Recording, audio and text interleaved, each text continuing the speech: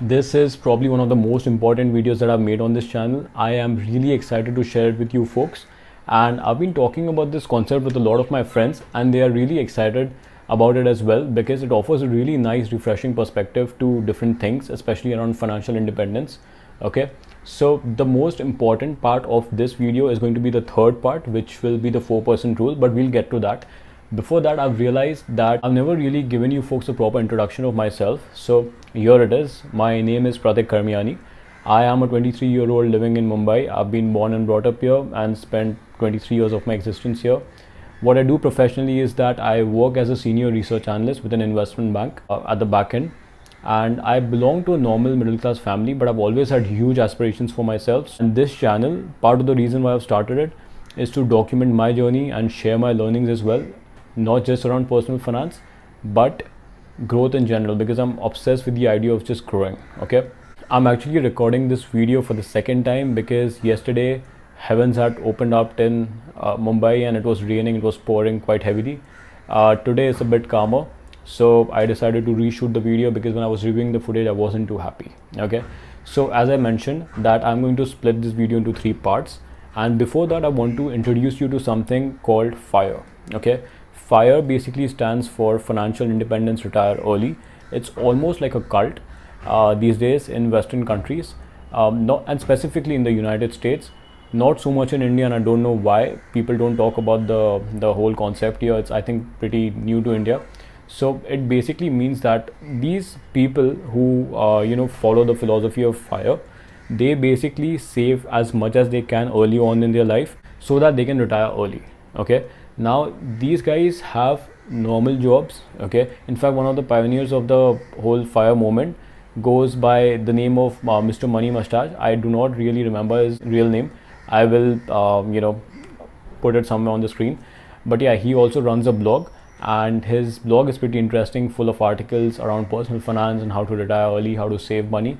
His wife and him, they were basically software engineers, both of them, and they were able to retire in their early 30s, which I think is pretty impressive with all what they did in order to reach that point. Okay, so now that you have a basic idea around what FIRE is, it's just basically saving money and then investing it in order to retire as soon as possible. I am going to split this video in 3 parts, as I mentioned. Part number 1 would be frugality.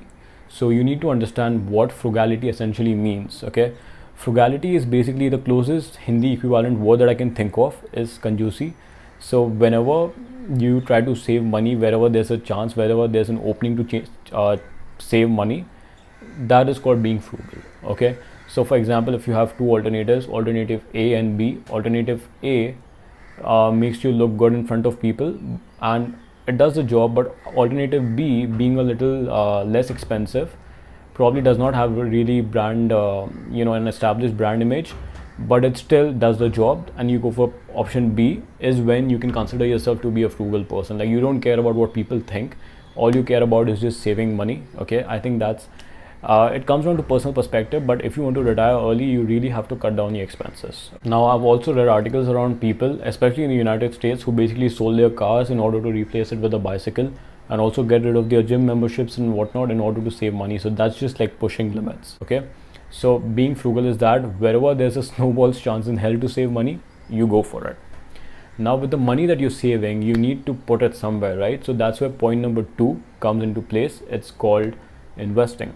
Investing is a pretty daunting word for a lot of people because they might belong to other fields, but so are these people in FIRE. They are not all money experts, they just want to retire early. So these guys have been basically, the principle of 4% rule, which is the third part of the video, is based on the fact that the investments you make can be passive. So it can be in index funds, okay, in India as well, and it can be bank FDs as well, as long as you're making an average of 7 to 10% CAGR over a long period of time, which I think is pretty possible in India as well, because India is a developing country, and that is something that we can expect our benchmark indices and the bank to return. Okay, so this also takes into account inflation and all of that, so that is taken care of. Okay, so investment, just invest as much as you can.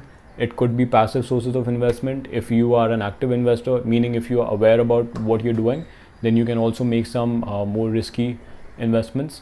And now point number 3, which I am very excited to share, is called the 4% rule. Now what the 4% rule basically states is that you take your annual expenses and you multiply that by 25. Okay, the number that you get is the amount that you need in order to retire. So if you achieve that corpus, you are set. You can basically retire that day. You don't have to work a day in your life. Okay, it basically just translates to that corpus. If you withdraw 4% from it every single year, you will be set, because on that corpus you're also making money via investments, so you will be set for life. Now obviously there are different variables. Your expenses might change over time, your savings might change over time. So 4% rule essentially gives you a rough estimate of how many years from now will you be able to retire, which I think is amazing. The rule basically suggests that if this is your annual expenses, this is how much you need to collect, and so taking into consideration your savings, this is how long it will take for you to retire. Now I know it sounds like a lot maybe, so I'm going to pull up my whiteboard and quickly show you the calculations. Okay, hi. So this is just going to be a rough estimate, an example of how I plan to retire. Now the numbers that I take here are very rough estimates, and obviously things might change over the years when I start making more money, which I'm sure I will. So numbers will change accordingly, but this is just to give me a rough estimate. All right. So let's say that my expenses per month are 30,000. They're actually not even close to that, but let's just take that for an example. Okay, so if I am spending 30,000 rupees per month and I spend that for 12 months, my annual expense would be 3,60,000. Now again, I don't even spend close to 30k because I live with my parents. Okay, so let's say 3,60,000 is what I spend in a year. Now my corpus that I need to really collect would be 3,60,000, excuse my bad handwriting, into 25, which would come to 90 lakhs. Okay,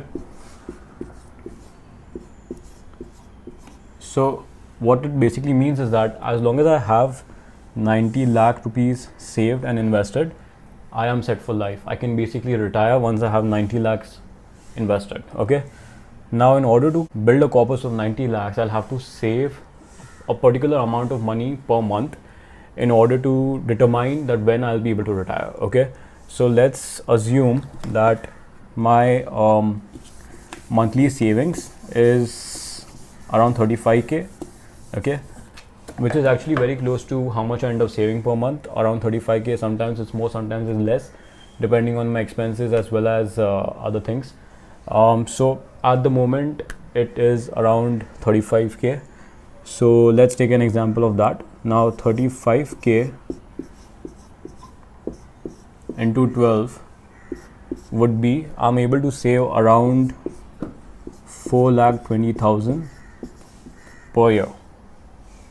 Okay, yeah, so 4,20,000 per year is what I'm able to save, but I want to save 90 lakhs. So 4,20,000 is what I'm about to save annually. Okay, now in order to determine the number of years I'll take to reach 90 lakhs, we just divide my annual savings by 90 lakhs. So this would come to somewhere it would come to 21 point something. So let's take 22. Okay, so it will take me 22 years. Okay, to save 90 lakhs. Now I am 23 years old, so 23 plus 22 is 45. So if this is a rough estimate, okay, all things considered, my expenses will definitely be more than 30,000 at one point, but so will my saving be more than 35,000 because I'm only 23 now. So all in all, rough estimate, I'll be able to retire by the age of 45 according to this example. So you can accordingly take just conduct this for yourself. It's quite easy. Just take your expenses, multiply that by 12, you get your annual expenses. You multiply that by 25 in order to get your corpus that you need to collect, and divide that by the amount of savings that you can make in a year. What you will get is the number of years that you need to be saving, that annual saving, in order to achieve your corpus. add that to your current age, and you will have your age of retirement. So I think this is pretty cool.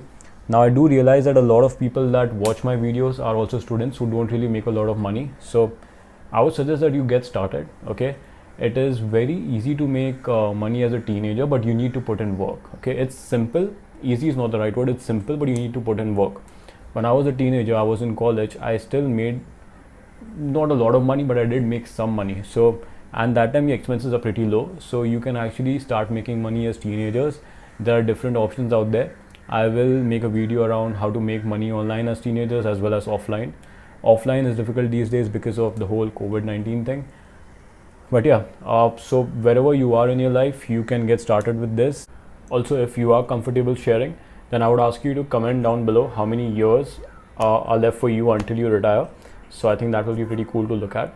But in any case, if you don't want to share that, but I would highly suggest that you do run this calculation for yourself, because I think it's important for everyone to have at least a rough estimate of how many years they need to work before they can actually do something they really like.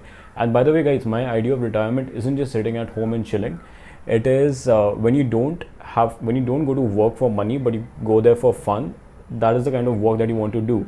But not always can you sustain on that kind of work. So first you want to be financially free, and then you can pursue your passion or whatever interest that you may have in your life. You might want to go travel the world. You might want to start a business either. So you can also make money post retirement, but then you don't really need to make money. You can sustain your lifestyle without basically doing business, but you can still opt to do business. So that is what I want to do. I would like to retire soon, and then I can basically pursue my interests. I've always been a very entrepreneurial person.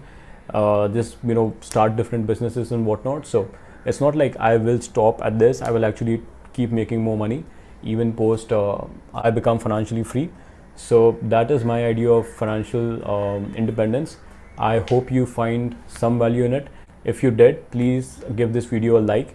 It actually makes my day, puts a smile on my face. And thank you so much for the lovely supportive comments that I've been receiving on my videos. I really appreciate that. I'm super happy that I'm able to add value to you folks. It's just amazing, right?